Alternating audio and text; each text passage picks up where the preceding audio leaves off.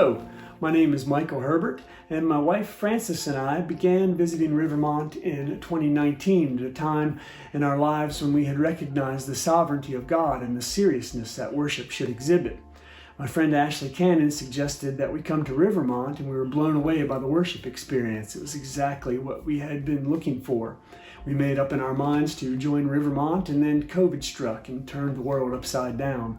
Everything changed as we knew it, including for us personally. My health began to take a downward spiral, and in January of 2021, I was diagnosed with stage 4 metastatic cancer on my liver, lungs, and spine. I began immunotherapy and was told to isolate myself even further than what had become standard COVID protocol. So this made coming to church impossible for us.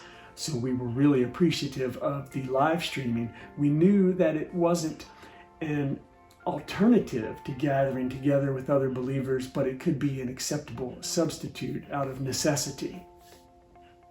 I had the unfortunate reality of the side effect of the rapid onset of partial paralysis as a side effect of the immunotherapy. It attacked my central nervous system, and I lost control over my arms and legs. I was hospitalized for just under 3 weeks and spent another 2 weeks in a rehab facility. I reached out to my friend Ashley to see if he could build a ramp at my house so my wife could wheel me up in the wheelchair when I was released from the rehab facility. And he called me back and said that Rivermont was going to be providing for all of that. And I was really taken aback by this, as it was just essentially a visitor at this point. And I asked that Ashley put me in touch with Pastor Mike, who had made this decision on my behalf. And Mike called me in the hospital and spoke with me at great length and prayed with me and really encouraged me and reminded me that nothing happens in God's world apart from His hand. Everything happens according to His purpose, and no matter the result of my physical condition, that I had a hope that others don't have, that I would be restored one day and made anew. And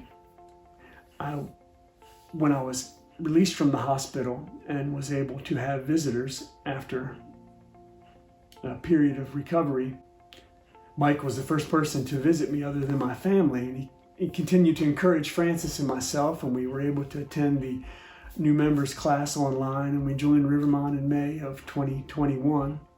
Some of the things that the Lord has been teaching us through this journey is that we have to trust completely in God according to His purpose. We have to recognize that everything happens according to His will in His world, and we have to understand that nothing happens apart from God's hand. Nothing happens by accident. I don't know what the purpose is for me having cancer, but I have to understand and respect God's sovereign plan. As much as I might like for things to be different, I don't know why I have cancer, but I know that God has a purpose in all of this. And sometimes, as much as I think I've caught a glimpse of the plan or some insight into that, I don't know why I have cancer, but I know that God is in control, and I have to respect that. I have to appreciate the quality of life that I have.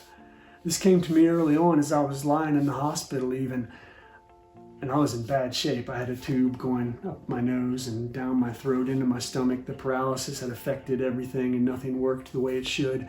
But I knew that even in the hospital wing where I was lying, there were people who were far worse off than I was, who would gladly trade places with me just because I was in physically better shape than they were. And I had a hope that they didn't have. Unbeknownst to them, I had the hope that if nothing else, I would be restored one day in glory. So I have to appreciate the quality of life that I have. And I have to cherish my loved ones and the time that I have with them. And I think all of us know this instinctually. We don't know how long we have. We know that this finite time on earth will come to an end. We don't like to dwell on it, but we have to recognize that and cherish the time that we have and the loved ones that we have with us. They're going to be the ones that stand by us in the bad times and are the first to rejoice with us in the good times.